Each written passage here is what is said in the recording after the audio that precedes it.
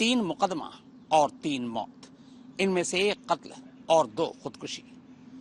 इस कहानी के तीनों किरदार ही अलग हैं, मगर इन तीनों को जो एक चीज आपस में जोड़ती है वो है कहानी। कहानी 3 पति की और कहानी 3 पत्नियों की। इत्तेफाक से इस कहानी की शुरुआत कोर्ट रूम में होती है और खत्म मौत पर। ये अतुल सुभाष है, ये पीटर और ये वीरेंद्र। इन तीनों के नाम अलग हैं, चेहरे अलग और शहर भी अलग, लेकिन एक चीज है जो इन तीनों को एक कर देती है। ये तीनों ही अपनी बीवियों के सताए हुए थे। तीनों पर इनकी बीवियों ने मुआवजे के लिए मुकदमा ठोक रखा था। मगर एक चीज और भी है जो अतुल और पीटर से वीरेंद्र को अलग कर देती है। अतुल और पीटर दोनों ने ही खुदकुशी कर ली थी, जबकि वीरेंद्र ने खुदकुशी करने की बजाय अपनी बीवी को ही ठिकाने लगा दिया।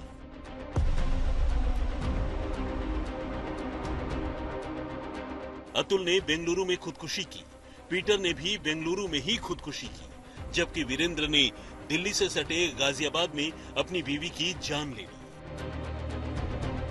अतुल ने खुदकुशी से पहले 1 घंटा 21 मिनट 46 सेकंड का वीडियो बनाकर अपनी बीवी के जुल्म सितम की कहानी सुनाई थी। पीटर ने अपने ही ताबूत पर अपनी मौत की वजह लिखवा दी, लेकिन वीरेंद्र ने ऐसा कुछ नहीं किया। वो अपनी बीवी को पहले किडनैप करता है, फिर दर्शन के लिए मंदिर लेकर जाता है और फिर इसके बाद अपने हाथों से उसकी जान ले लेता है।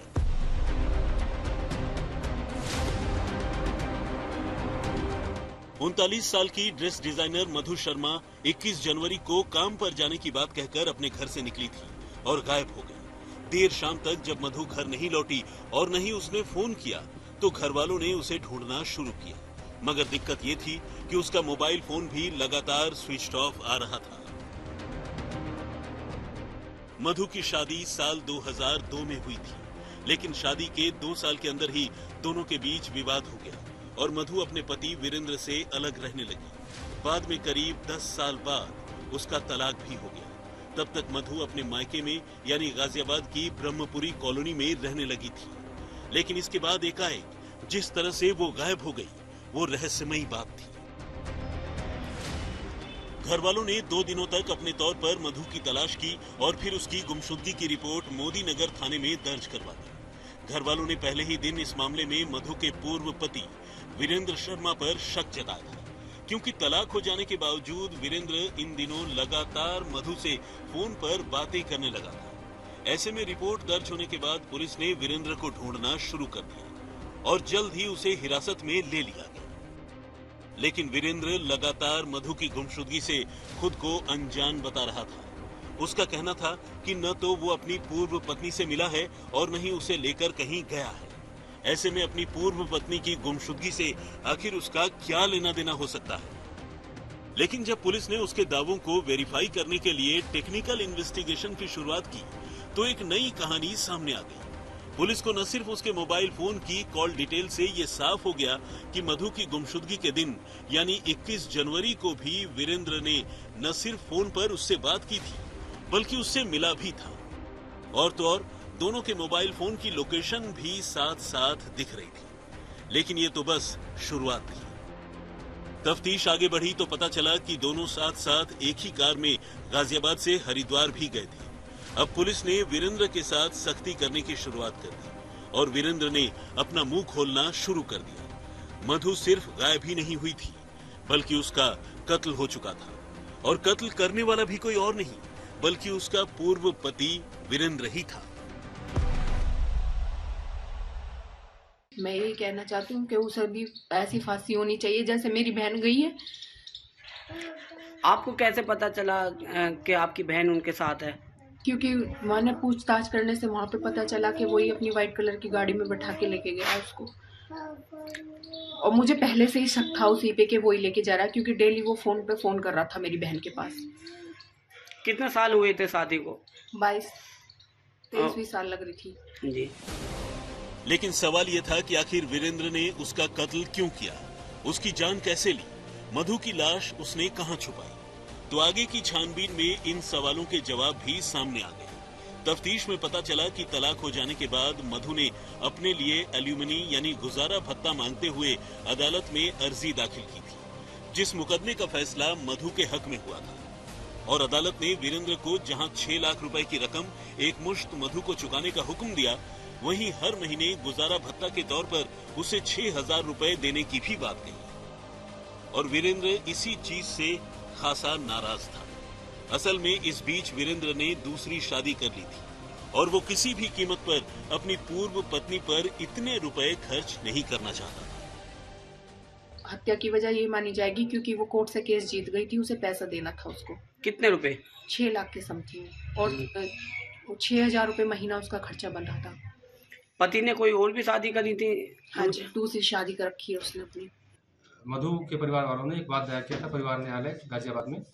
उसमें सितंबर 2024 में खर्चे का अवार्ड उसको कंपनसेशन का हो गया था, इसलिए कि जो पुराने समय के लिए जो अवार्ड किया गया था वो लगभग 4,000 रुपये प्रति महीने के हिसाब से लगभग 5 लाख रुपए का अवार्ड था, जो उसे 4 किस्तों में देना था और आगे के लिए 6,000 रुपये प्रति माह के हिसाब से अवार्ड किया गया था कोर्ट द्वारा। इस प्रकार ये जो पैसे का था मामला, इससे पिछले लगभग 1 माह से ये मधु के परिवार वाले जो खर्च अवार्ड किया गया था कोर्ट द्वारा उसको देने के लिए दबाव बना रहे थे। इससे छुटकारा पाने के लिए ही इसने साजिशन सोची समझी साजिश के तहत 21 जनवरी को मधु से फोन पे बात की और उसको यहाँ पे मिलने के लिए बुलाया।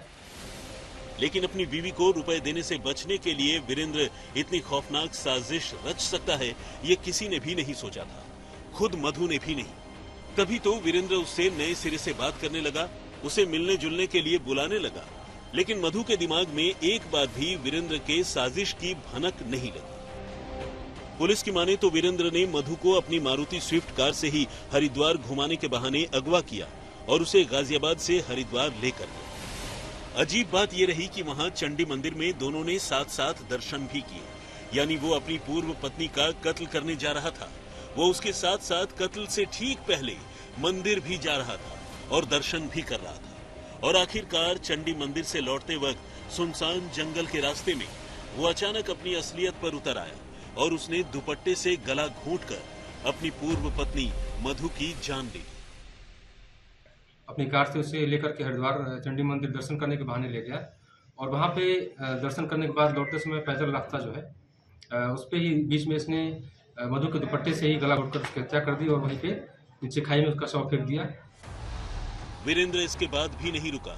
उसने कत्ल की साजिश जितनी भयानक तरीके से रची, कत्ल के बाद मधु की लाश को भी ठिकाने लगाने की साजिश उतने ही शातिराना तरीके से। वीरेंद्र ने कत्ल के बाद मधु की लाश पहाड़ के ऊपर से नीचे फेंक दी ताकि किसी को दूर दूर तक कत्ल का कोई भी सबूत न मिले। लेकिन ऊपर से लाश फेंकने के बाद जब उसने देखा कि लाश तो नीचे नजर आ रही है, तो फिर उसने सबूत मिटाने के लिए नए सिरे से दिमाग दौड़ाया। वो कई फीट गहरी खाई में नीचे उतरा और लोगों की नजर बचाकर बड़े बड़े पत्थरों से उसने मधु की लाश को दबा दिया, यानी पत्थरों के नीचे लाश छुपा दी। ऐसा करने से वहां से आने जाने वाले लोगों को मधु की लाश तो नजर नहीं आई और न ही किसी को इस कत्ल का पता चला। लेकिन गाजियाबाद पुलिस ने अपनी तफ्तीश की बदौलत पहले ही राज खोल दिया और वीरेंद्र की निशानदेही पर खाई से मधु की लाश भी बरामद कर दी। मधु के दुपट्टे से ही गला घोंटकर उसकी हत्या कर दी और वहीं पे नीचे खाई में उसका शव फेंक दिया। उसके बाद उसने उसको पत्थरों से ढक दिया छुपाने के उद्देश्य से, तथा वापस इधर आ गया था। इसमें जो शव है वो भी सूचना मिली है और परिजनों द्वारा आइडेंटिफाई भी किया है, वो हरिद्वार में बरामद हो चुका है। उसमें वहाँ पे विधिक कार्रवाई प्रचलित है और अभियुक्त वीरेंद्र उर्फ सोनू को गिरफ्तार किया गया है। हरिद्वार से उसकी डेड बॉडी मिली है और वहीं पे उसने पत्थरों के नीचे दबाई हुई थी। वैसे अब मधु शर्मा के कत्ल के बाद उसके घर वालों ने अपने पूर्व दामाद को लेकर एक और रोंगटे खड़े कर देने वाला खुलासा किया है। मधु के घर वालों का कहना है कि वीरेंद्र और मधु की शादी के बाद उन्हें एक बच्ची भी हुई थी, लेकिन उसके पति वीरेंद्र ने अपनी बच्ची की सालों पहले हत्या कर दी थी, जिसके बारे में किसी को कुछ नहीं पता है। जो उनके पति हैं उन्होंने दूसरी भी शादी कर रखी कोई? जी, उसने दूसरी शादी की हुई है। काम क्या करते थे वो? अपनी खुद की खेती गई थी उसकी मुआवजे में, बिजली का काम करता था और खेती गई है उसकी मुआवजे में, तो करना ही क्या है उसे, पैसा तो इतना है उसके पास, उसे जरूरत ही नहीं है कुछ करने की। कोई बच्चे वगैरह भी? नहीं, उसने एक लड़की थी, मार दी थी उसी ने, 16 महीने की बेटी उसने खुद मारी है अपनी। बहरहाल गाजियाबाद से लेकर हरिद्वार तक बिखरे इस कत्ल के मामले को पुलिस ने सुलझा तो लिया है, आरोपी को गिरफ्तार भी कर लिया है, लेकिन जिस तरह पति पत्नी के बीच होने वाले विवाद और विवाद के बाद खुदकुशी या कत्ल के तौर पर उसके नतीजे सामने आ रहे हैं, वो दहेज उत्पीड़न और घरेलू हिंसा से जुड़े कानूनों के बारे में नए सिरे से सोचने पर मजबूर करते हैं। मयंक गौड़, गाजियाबाद, आज तक। जब उठते सवालों के बीच सैफ अली खान के घर की 2 स्टाफ असली चोर को पहचानने के लिए ऑर्थर रोड जेल पहुंची तो क्या हुआ? पूरी कहानी इस ब्रेक के बाद। आप देखते रहिए वार्ता।